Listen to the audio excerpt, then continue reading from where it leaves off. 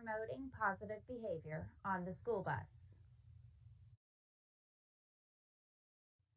Here is our agenda for today. Please take a few moments to review it.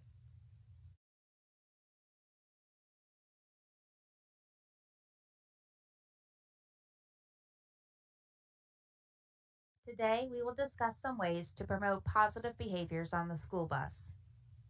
Our objectives for this presentation are as follows. 1. Participants will be able to state common characteristics of SEC students and how they may impact behavior on the bus. 2. Participants will be able to identify positive communication strategies that should be used to increase appropriate student behavior on the bus. And 3. Participants will be able to describe and apply proactive strategies to promote desired bus riding behaviors.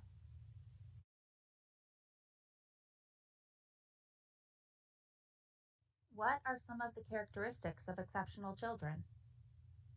When working to prevent and respond to students' inappropriate and potentially unsafe bus behaviors, it is important to consider how students' potential needs might impact behavior.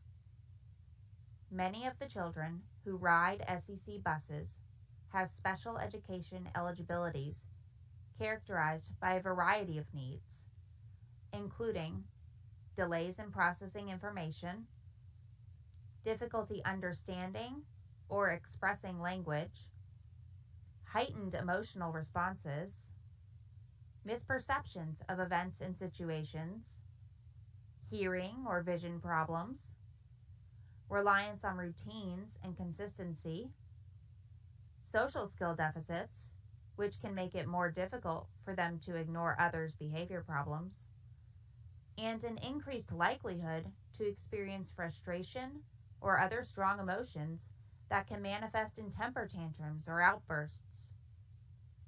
This list is not exhaustive. All of these characteristics can be found commonly among children with a variety of special education eligibilities. Some disabilities are not obvious on the surface. That does not make them any less valid or less worthy of support.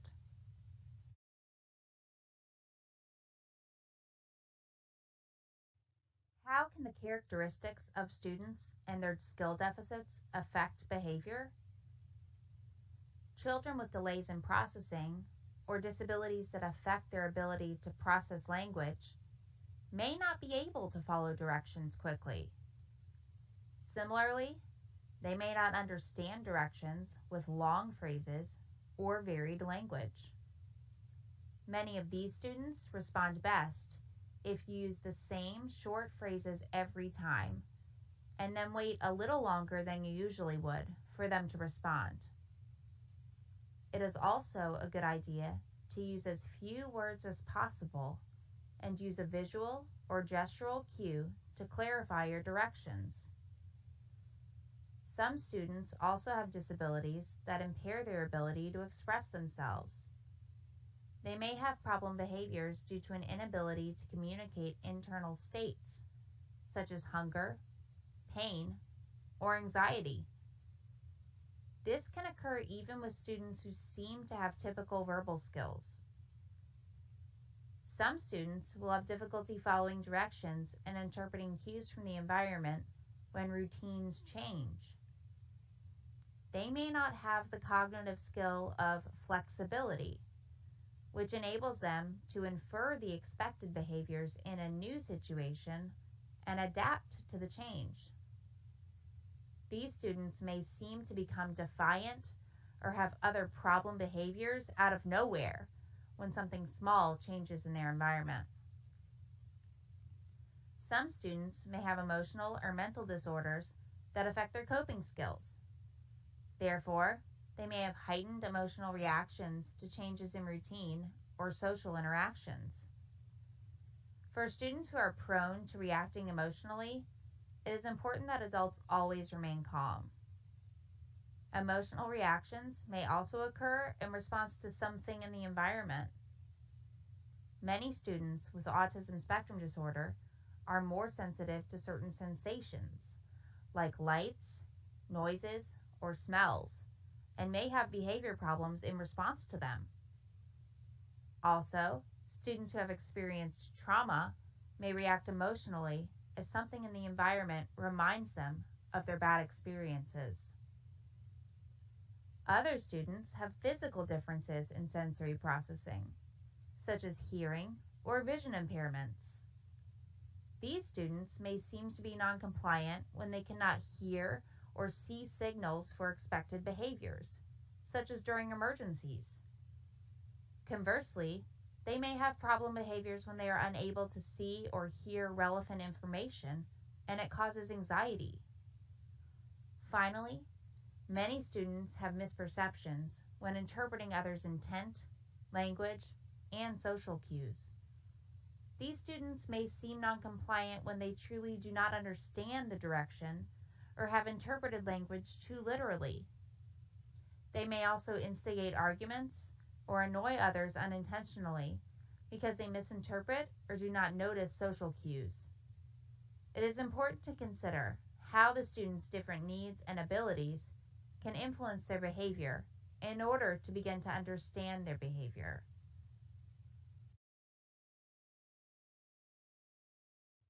To support behavioral needs associated with special education eligibilities, adhere to the following guidelines. First, maintain consistent routines, as inconsistencies cause confusion and uncertainty, both of which can trigger behavior. On the other hand, consistency lets your students know exactly what is expected of them and gives them a sense of security. Also, prepare your students in advance for any changes that you know will occur. Examples include a permanent or temporary change to the bus monitor, a different bus number, or changes to the pickup or drop-off schedule. Many of our children aren't inherently flexible. Their sensitivity to change often impacts behavior. Additionally, it is important to avoid requiring eye contact from your students. Some disabilities, especially autism spectrum disorders, commonly manifest in not making eye contact. Other children might not make eye contact for cultural or environmental reasons. Do not mistake lack of eye contact for disrespect. Even if they are not looking at you, your students may still be listening and trying their best.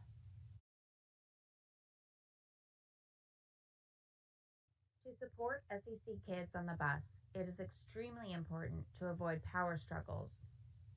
Repeating directions many times or arguing with students does not increase compliance, but may increase behavior problems. In fact, a pattern of repeating directions could even teach your students that they do not have to follow your direction the first time it is given. Instead, remain calm using a neutral voice, as emotional responses make children feel uneasy. Students will often match the emotional intensity of the adult. Calmness prevents and de-escalates situations. When giving directions, remember to make them clear and concise. A variety of SEC needs manifest in processing delays, so please allow time for compliance. After delivering a direction to a student, it is best to check for understanding. Just because a student appears to understand your direction does not mean that he or she actually does. Misunderstandings can lead to noncompliance. They can also cause frustration, which triggers behavior problems. It is important to ensure that our children understand our directions. Additionally, refrain from seeking information from other kids about their peers. Students' perceptions of situations are not always accurate. Asking for statements about peers can cause conflict between peers and trigger heightened behavior problems.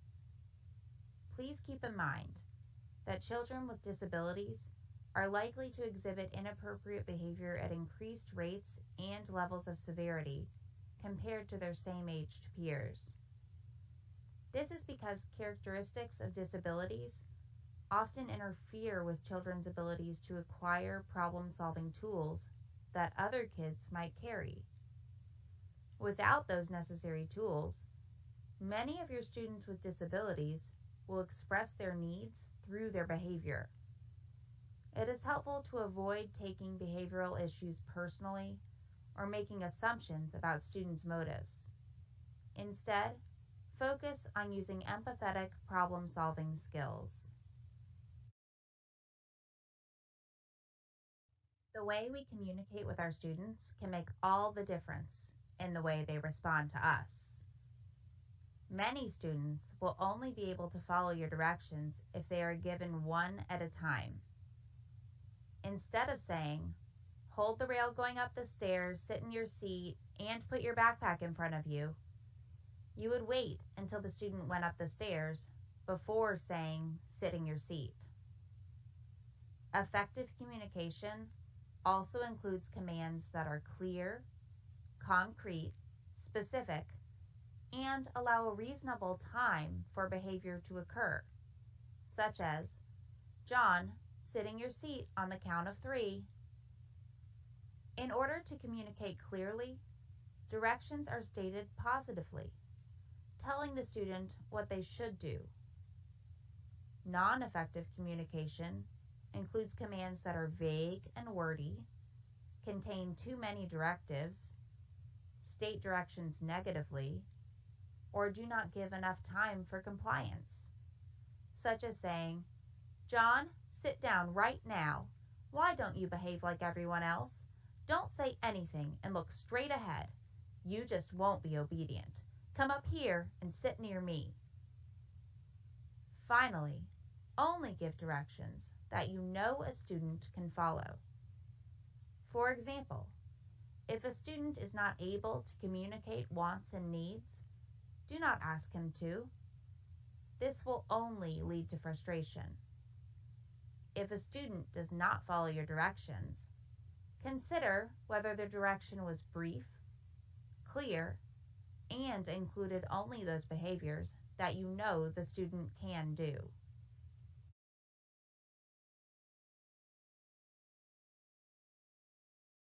Effective communication does not include sarcasm or judgmental phrases that are typically used when people feel frustrated and angry. These types of phrases should especially be avoided when communicating with students who have problems complying with directions. If a student is not complying with commands, a quick and angry response from the driver will likely escalate the situation and make the student's behavior worse. It is better to take a deep breath before responding to students' behavior and focus on using positive communication. For example, if a student gets out of his seat multiple times, saying, "You don't ever listen," or "Why can't you just sit like Joey over there?" can damage your relationship with the student and is not likely to improve the behavior problem. Instead, a better response would be to repeat the direction once calmly, ask if there is a problem, or give a statement indicating that you care about the student's safety. Sarcasm should not be used with students because it is not always well received or understood by students. Even if you have the best intentions, using sarcasm can have negative emotional effects or result in the opposite of the desired behavior. If you want a student to do something, the best course of action is to say so directly. Finally, work with your students to solve problems as they arise. You might not agree with the student, but you can still make empathetic, understanding statements. If your student sees you as a person who will help solve problems, they will be less likely to argue with you when problems occur. Building a rapport with your students is one of the best strategies you can use to promote and enhance positive communication before challenges arrive.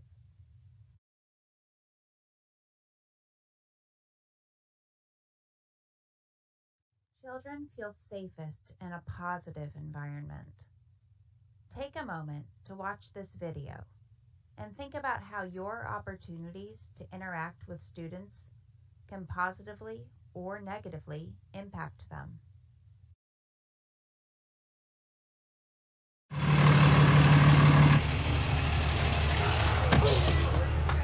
Hey, Mr. Q! Did you see that? Why would somebody do that? Please go into the classroom, no talking, quietly. Hey, Miss Merida, how you doing? We need you inside. How do you think that makes us feel? I forgot my number. What's your name? Jordan? What's your last name? Carter? Alright. Go ahead. School is hard enough. Come on in, sit down quietly at your desks, and begin writing. This kind of stuff just makes it harder. I said quietly, please. Who's talking? Is it you, Sophie? Don't let it be you. Don't believe me? Sophie. Please just watch. I'm not up here for me, I'm up here for you. Pay attention. Okay? Now somebody answer me. Somebody needs to answer me really fast. Every time we're ignored or yelled at or silenced, a teacher takes away what's possible. No horseplay, no running, and especially no talking. Moment by moment. Mr. Garrity, your student's behavior yesterday in the lunchroom, it was terrible. Next time, silent lunch. Did you hear that? Stay in line and catch a bubble. I'm not playing. If this is education, we're in trouble. Bye, Miss McGarrity. Frederick Douglass said, once you learn to read, you'll be forever free. The way it is now, 2 of the 3 of us will never be able to really read. It doesn't have to be this way. Hey, Jordan. How you doing? Good. Everyone we meet throughout our day can make a difference. I've been waiting for you to arrive. All the difference. Good, how are you? Great. Hi, Jordan. Bye, Jason. Good morning, Jordan. How are you? I'm doing well. Thanks for asking. How are you? Good. Go ahead and punch your number in. Talk with us, not at us. That's okay. I'll look it up for you. Go ahead, sweetheart. Okay. All right. Have a Teach us what we need to know. good morning. That's how we get smarter. Well, good morning, Sophie, Janicia, and Jordan. And when you talk with us and teach us, give us bigger and bigger words. Now what I'd like you to do, children, is turn around and converse with your neighbor and discuss where the mother might have gone. Words that we can use to read and understand. She's prey for eagles, so she hunts at night. And that will take us places we can never reach without you. Remember, we're entering the learning zone. Now, how can we show our respect to the children and teachers who are working? We can walk quietly. Yes. Okay, kids, so what I'd like you to do is continue writing your narrative, documenting your emotions if you were the baby owl and your mother abandoned you in the nest. What can you do?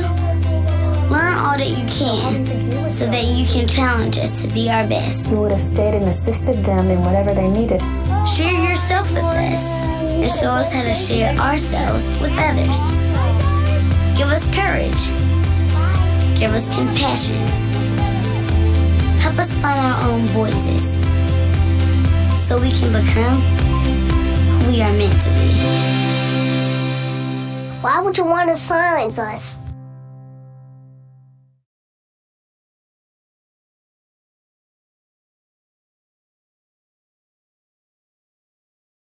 The bus driver's job is especially important because you're the student's first point of contact at the beginning of the school day. You have the ability to set the tone for the student's day. Students eager to meet you each morning arrive to school with increased preparedness to receive their education. To support your students in starting their day in a way that promotes success, be sure to welcome them with a show of sincere interest. Use a friendly tone to greet them by name. Make positive comments, including mentioning their improvements. Help your students begin each school day with the understanding that adults care about them. It is important that we pay close attention to our words and tone, especially when addressing behaviors on the school bus. State requests positively by using do requests and avoid starting requests with the word don't. Stating your request clearly and positively will enhance compliance. For example, say, "Please sit in your seat," instead of "Don't get out of your seat."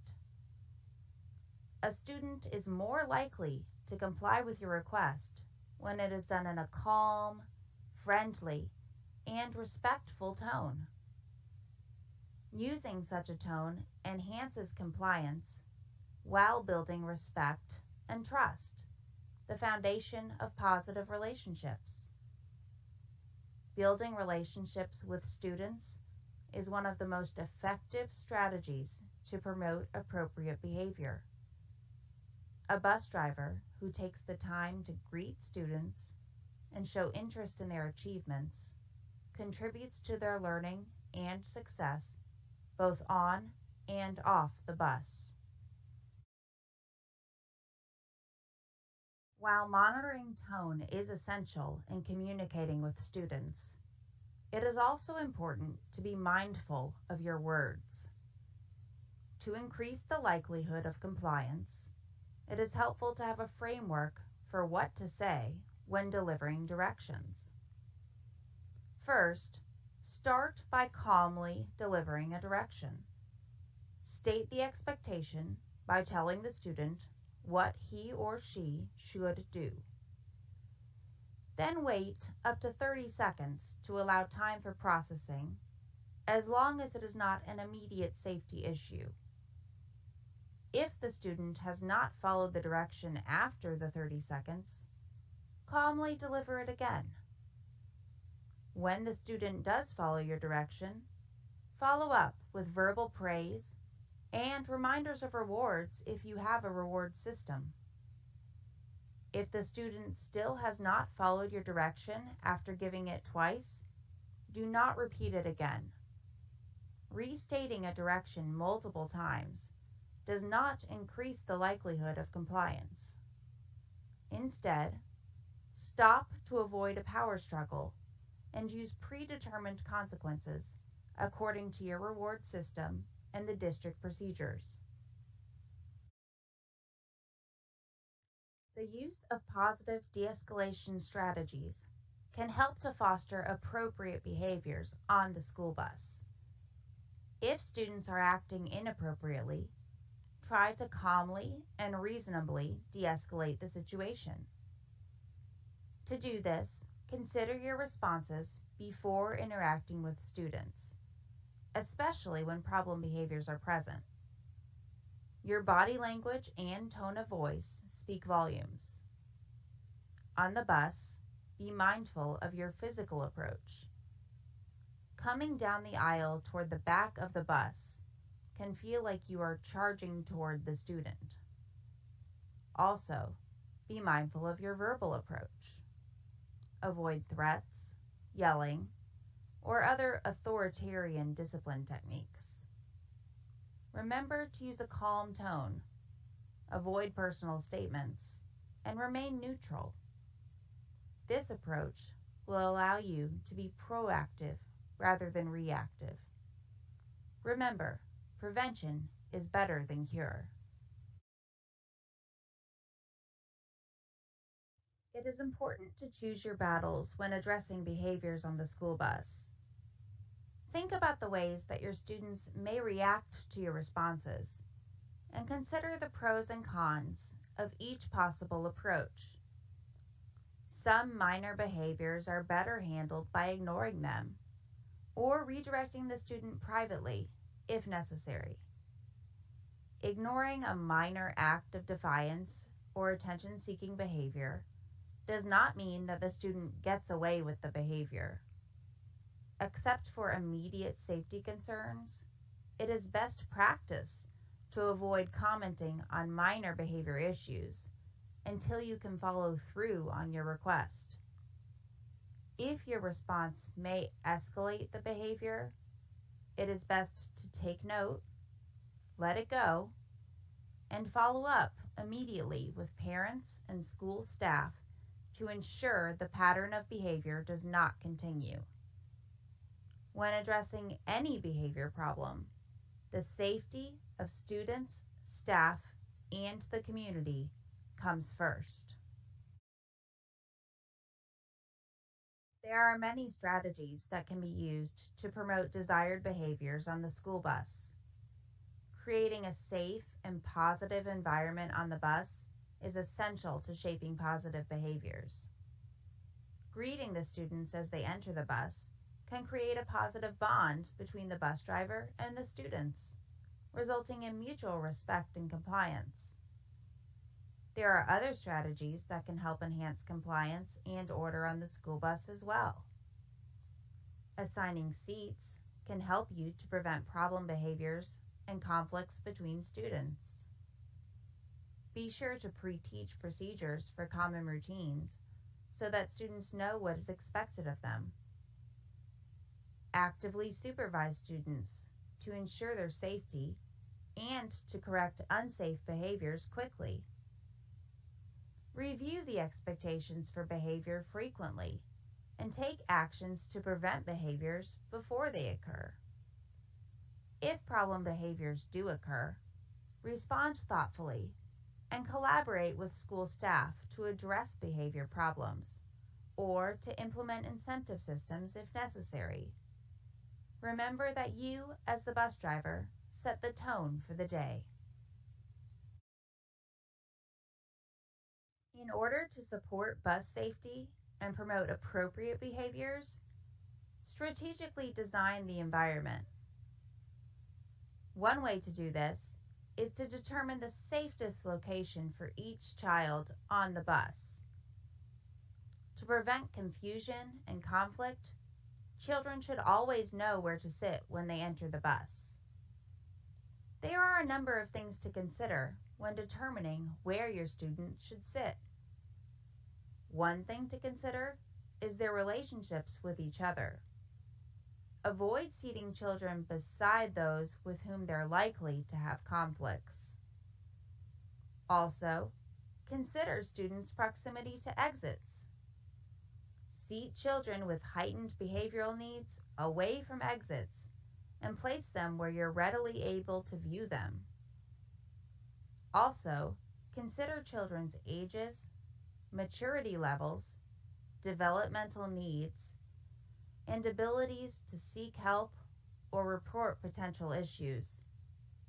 Once you've thoughtfully determined the most appropriate seating arrangement, avoid confusion and conflict by maintaining consistent seating locations.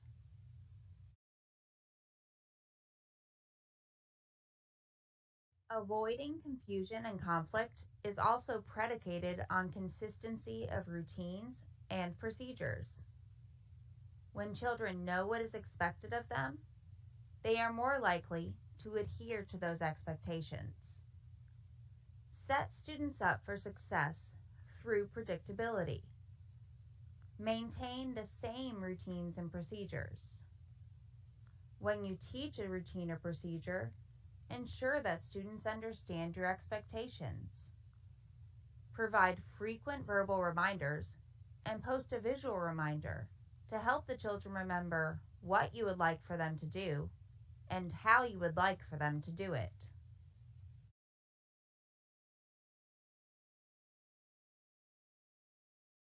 In the beginning of the year, teach the routines and procedures according to district guidelines and your expectations.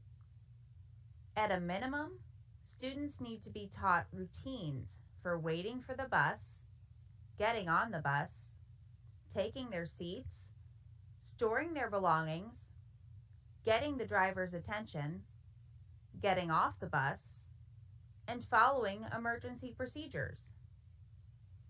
One of the best ways to teach these skills is by giving verbal and written guidelines for the routine, giving reasons for learning the routine, showing students how to follow the procedure, and then allowing them to practice the procedure with your feedback until they are able to follow it well.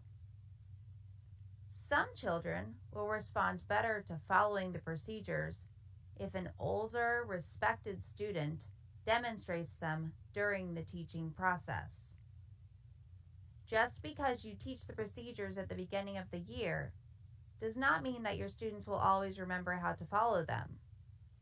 Be prepared to reteach routines and procedures throughout the year as necessary.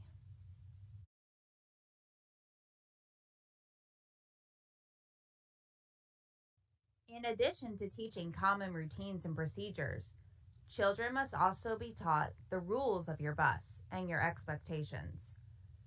In order for children to follow rules and meet your expectations, those rules and expectations should be clearly taught. They should be consistent throughout the year. Be sure to state your expectations for all portions of the ride, including before, during, and after getting on the bus. Deliver directions clearly. Lead by example by role modeling your expectations. You can role model examples of following and of not following the rules, and enlist veteran students to help you with this process. Check to ensure that directions, rules, and expectations are understood. You can do this by having students repeat them back to you and also demonstrate examples and non-examples of following the rules. Post a visual reminder such as this to remind the students of the rules and expectations and refer to it when necessary. These expectations will support kids in consistently behaving accordingly. Here are some guidelines for effectively establishing and teaching the rules for your bus. When developing rules, align them with the expectations for behavior and maintaining safety on the school bus. Rules should be simple, realistic, and understood by all students. They should be brief and positively stated. It is imperative that your students know and understand each rule. Be sure that the rules are reviewed on the first day of school and regularly throughout the school year. Post your rules in a highly visible location so that students can refer to them when necessary. Best practice recommends that you acknowledge and reward positive behaviors to establish and maintain them. If possible, provide each student with a copy of the reviewed rules and have their parents sign them. This increases accountability. Enforce the rules consistently, equitably, and immediately. When you have rules for your bus, you should expect safe behavior and accept nothing less. Another effective strategy for managing behaviors is active supervision. Place those students who require more supervision and redirection closer to you and where you can see them easily. If there are students who are susceptible to harassment, bullying, or other victimization, make sure that they are a priority for supervision. For example, students with significant cognitive, physical, or communication deficits require careful supervision to ensure their safety. Outline the differences between minor misbehaviors and safety issues when reviewing your rules. Minor misbehaviors are safe to ignore or deal with at a later time. However, you must be able to notice any safety issues so that you can address them immediately. When redirecting unsafe behavior, use the student's name to immediately get his or her attention. One way to redirect unsafe behavior without escalating the situation is to give a reinforcing statement and ask for the student's help. For example, if Luis gets out of his seat at a red light, the driver could say, "Luis, please sit. I care about your safety. Please help me keep you safe by staying seated until I say to get up."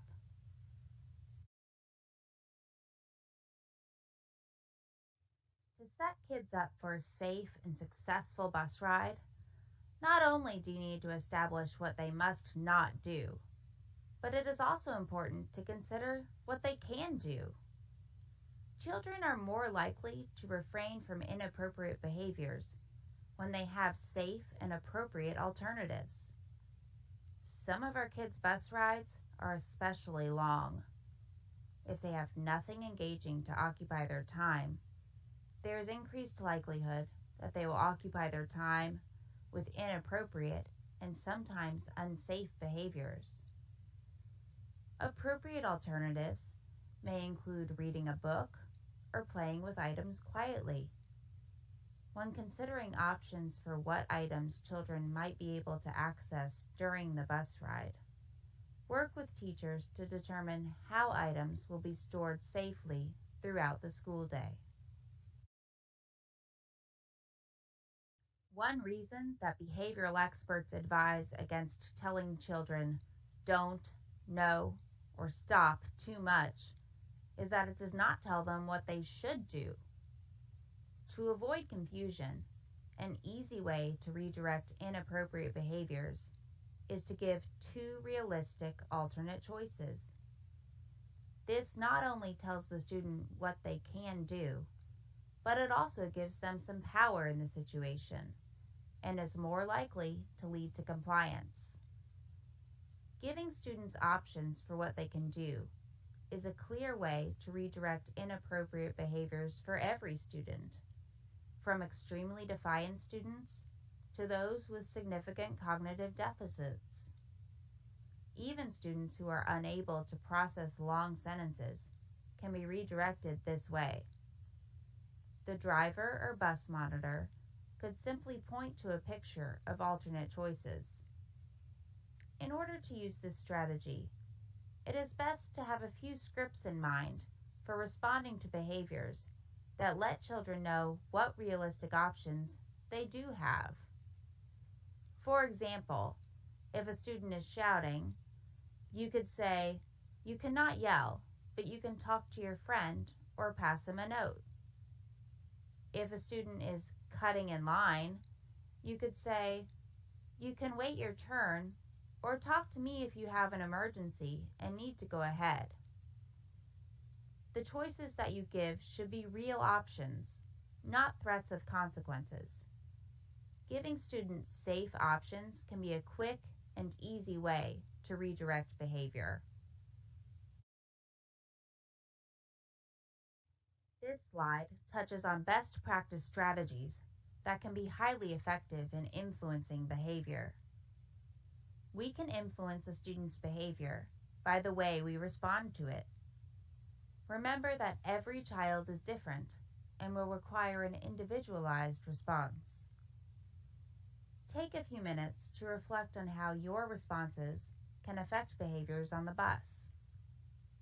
Often, noticing and praising positive behaviors will increase the chances that the student will continue the same positive behavior. Therefore, praise students who are behaving well or helping. Saying to John, "I like the way you waited quietly in line to get off the bus," can increase the odds that he will repeat this behavior. Similarly, if you find yourself repeatedly correcting the same minor behaviors over and over again, ignoring them might be more effective. If the behavior is attention-seeking and you ignore it, it will get worse at first, but then stop. However, dangerous behaviors should never be ignored. If there is a dangerous behavior on your bus, the best recourse is to pull over and call for help. Reach out to your school or supervisor and address safety concerns immediately. The use of punishment, such as shouting or moving students to the back of the bus, is not a good way to handle behavior problems. Punishment does not teach students any skills and may lead to retaliation.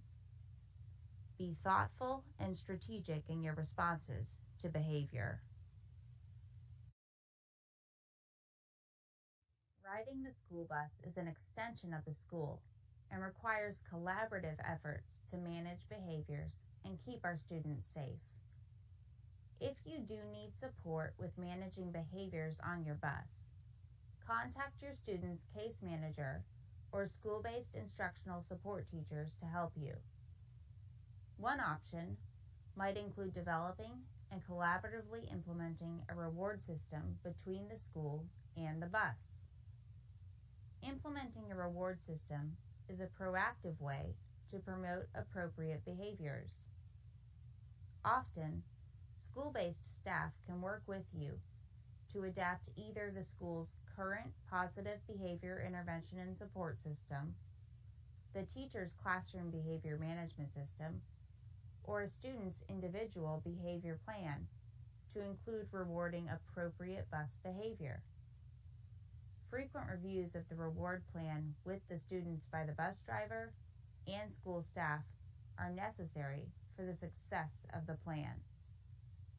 If you do collaborate with school-based staff to use their behavior support systems on the bus, consistent implementation of the plan is essential. Even with motivation systems in place, students may misbehave. The use of reactive strategies is never the best way of addressing discipline on the bus. Reactive strategies interfere with building rapport and trust between students and bus personnel. Do not penalize all riders for the transgressions of a few. Avoid losing your temper. Raising your voice, use of physical force, and shaming students are never acceptable. If behaviors escalate and a student needs to be removed or suspended from the bus, follow the protocol outlined by the district. Addressing student behaviors calmly and privately will yield the best outcome. Relying on other passengers to provide information about their peers may increase confusion and rapidly escalate situations that could impair safety. It is easiest to support student behavior on the bus when Fulton County staff and parents all work together. Bus drivers, bus monitors, teachers, paraprofessionals, principals, school staff, and parents can and should be collaborating to teach students appropriate bus behavior. By working together, all supervising adults can ensure that they are communicating the same expectations to students and responding consistently to behavioral issues. Welcoming school administrators or teachers onto your bus as needed shows students that the bus and school have the same rules. This can be useful if you have new students on your bus or students with cognitive or social deficits. When these students see a principal or teacher who they already perceive as having authority alongside you, they are more likely to recognize that you have authority quickly. Furthermore, friendly contact between school-based staff and bus personnel lets the students know that all staff are in communication with one another. It is an easy and powerful way to let the students know that the same expectations for safe and respectful behaviors that apply in the school building also apply on the school bus. Remember, you are not on your own with student behaviors. If you need help, contact your schools. All schools have what's called positive behavior intervention and support programs to help manage student behaviors. If you talk to your school's administration teams, you can find out what they are using and ask them for ideas to use on the bus. They might be able to help provide you with strategies and incentives for your students. Your school staff can also provide you relevant background information for your students, such as how they communicate, any medical needs they might have, what their behavior is like at school, and how staff respond to it there. You can ask the teachers what they do to manage student behaviors or what kinds of rewards they are using with the students. If you feel like you need more support, you can ask someone on the school's administration team to give some ideas about how to respond to student behaviors or help you develop an incentive system.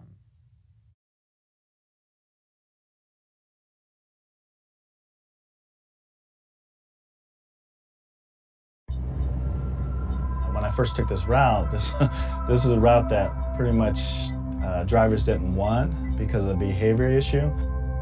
They were uncontrollable the first month, and now they're great. Hi, my name is John Ringgold. I've been with transportation for going on 2 years.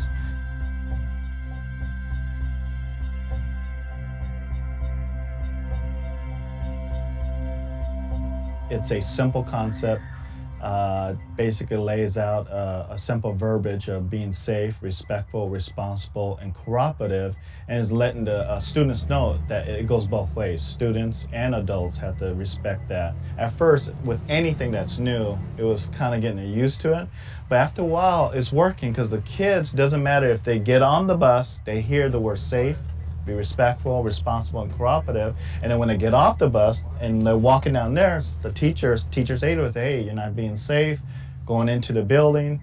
Teachers, coaches, janitors, everyone use the same verbiage and they hear it over and over and over with the same tone. And just remember, when you're at the bus stop, you're in the bus ride, and off the bus at school, please be safe, respectful, responsible, and cooperative. Thank you. You guys are awesome, and have a wonderful day. That's the hardest part, is being consistent and talking to a good student and a behavior student use the same tone. And after a while, they're like, wow, they see adult and they hear what you're trying to teach versus a screaming adult screaming all the time. Good morning.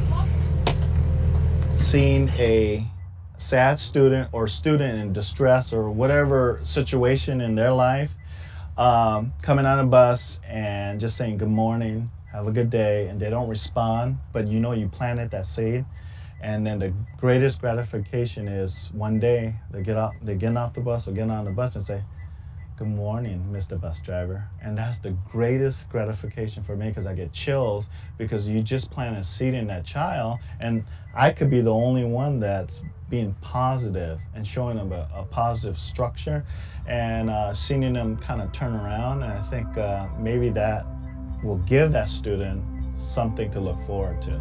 I show them respect, and then in return they're showing me respect. So PBIS, in my heart, it works. It's not adult versus students anymore. It's we're all on the same team, and we all have one important commodity as students, to make them safe and educating them in a positive way.